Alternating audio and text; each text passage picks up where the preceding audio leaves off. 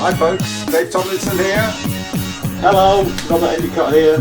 So he got it so really well, so we rehearsed that, almost like, I wonder if he's rehearsed the closing speech at the minute. I bet he hasn't. I bet he's going to piss me off again, because you know what he's like. Anyway, we thought we'd give you a different insight this week. We did nice and Revie on the road on Sunday.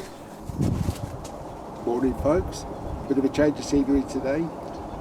This is my house in Birmingham, in Irvington, graveyard over there.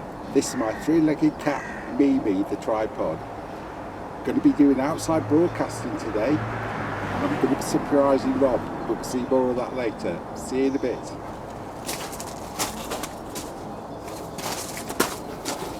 Here I am, 2 hours later, on the M1, outskirts of Leeds, nearly there. Lovely day. What's there not to love?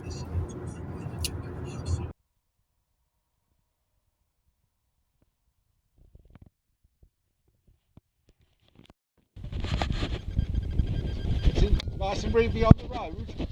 Outside broadcast today, Rob. I surprised Rob by catching him unawares on his doorstep. I went to the wrong house, of course, first, so I got the caught unaware, so that screwed it up. And he was like me, Dad. He was brushing me down, taking all my croissant crumbs off me, you know, making me all presentable how we went out. Then it all went tits up the entire day. So, Rob, do you want to say a little bit about Portsmouth first? Let's get that out of the way, and then let's do the good stuff after. Yeah, brilliant display, wasn't it? Well, it was actually. Yeah, I'm over it now, but I'm going to sum it up in one sentence. It might be a long sentence, but we didn't really deserve to lose. But anyway, the referee fucking propped it all up for us, and is a disgrace, and that's why we lost. We deserved at least a point. Thanks very much, referee. Brilliant, you know, well done, mate. You get paid for that. Should be ashamed of yourself. And that's a penalty miss that he missed. Incidentally, not the actual rest of the game. It was alright for the rest of the game. But anyway, fuck him. And I was going to stop swearing as well, but you know, you made me swear already, Dave. Oh, very sorry. It must have been me interrupting that, how I didn't, but you know, his name Robert Jones. He's a Premier League ref, isn't he? Well, he was in the Championship. I know he's in the Championship, but he's a Premier League ref, so you wonder. Don't say a lot. Well, you know, it's bizarre, unless they wait to be corrected all the time, you know, it must be that. I've just realised Truss was on, wasn't it? Who? And his guide dog will have been at Crufts. They don't have guide dogs at Crufts, do they? No, I don't watch it. You just imagine. If he's one of those that runs off, give it to him. Anyway, but yeah, I think you're right. I mean, there was a few glaring misses, wasn't there? Pirro should have had at least a couple. Well on top, it looked well on top, but I have to say the Irish centre was a bit from pretty much early on. I think. I mean, he was just really tensing now. I've never been to one of them before. I'm not sure I'll go again. I'm a bit of a Jonah. What did you feel like about the Irish centre? Because you've been there before and you've enjoyed. I think it's a good venue to watch stuff in. But what was your take? I'm going to ask you again. What was your take about these thousands of souls? Did you take it in your mind's eye? Did you absorb that was going on? What was you reading? Rob?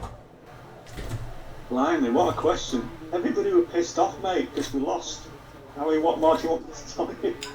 You were there. Well, yeah. Hundreds of people there. Well, I've got my own view, but I'm looking for you to be a bit more eloquent than that. But I suppose we could just go back. When we said piss off Pompey and piss on Pompey, they didn't really, did they? Because I think we were talking beforehand, two things that went wrong.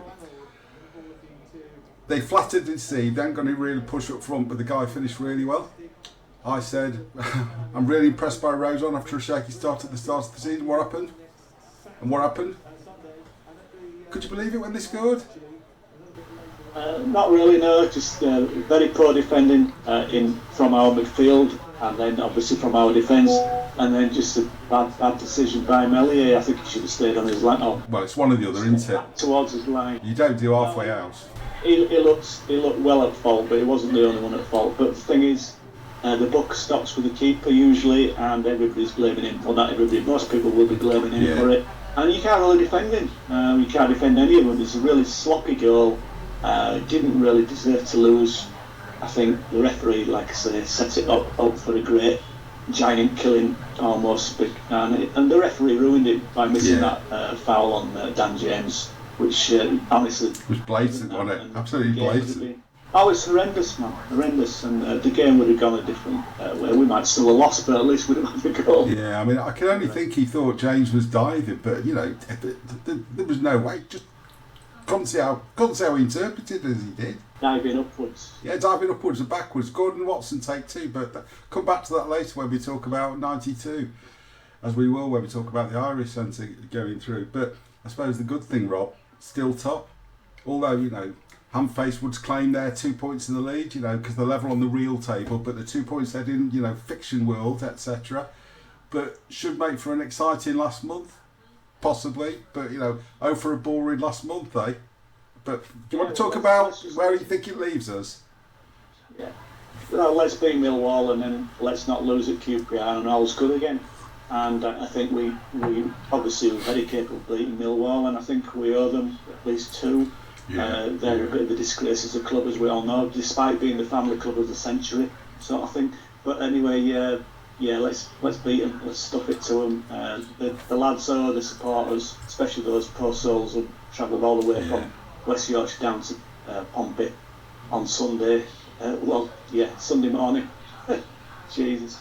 Yeah, that's another story which I might come back to, mate. We will, won't we? We will. FFS. Come back to that one. But I tell you, the guy we sort out is that big lunk they've got at the back, the 28,000 foot tall mountain Jake Cooper, who, you know, the only time I remember him was when he sort of decapitated Rodon, then took his legs, then took his bollocks off and left him on the ground. And the referee goes, "Nah, you're all right, carry on. Can't believe that. Hope he gets soundly stuff, but I don't know. I think that it's crucial. Shouldn't drop points at home to Millwall, but shouldn't really have dropped him against West Brom. I mean, some will be saying, here they go again. I don't see it, as I said before, I think it's a different side from before, much more resilient, much more confident, but it must be a blow to the confidence that you could tell they were really pissed off. Yeah, well, that's good. That's a good sign that they are pissed off, because they should be as well. But I mean, the referee on Sunday, it set us up for it. You know, that was brilliantly well done, mate. You know, ITV will have loved it as well. They would, and obviously wouldn't all the neutrals and anti-Leeds people will have loved it as well, because we didn't deserve to lose. No, we didn't. And Millwall had a good team. They won't be here to attack. West Brom give it a go, and West Brom got the point they deserved, really. No, Rob. Even then, Rob. really, I thought we were better. Rob. No, shut up. And well, you know, stop interrupting. You put me off the train of thought now. So yeah, easy. West Brom did well. West Brom came to win, or at least certainly didn't park the bus. I think Millwall will try parking the bus, but they're struggling. I think they have injuries, and we are raring to go. And if there's any players in the Leeds squad who aren't raring to go, then they shouldn't be in the squad in the first place. But we owe them. It's a big game tomorrow. It's not a must-win, but it's a big game. Yeah.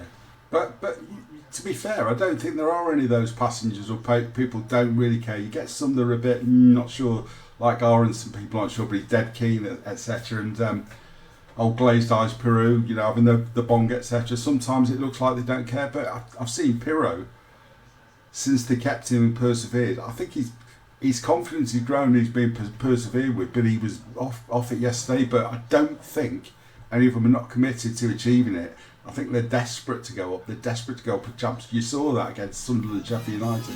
Happy days.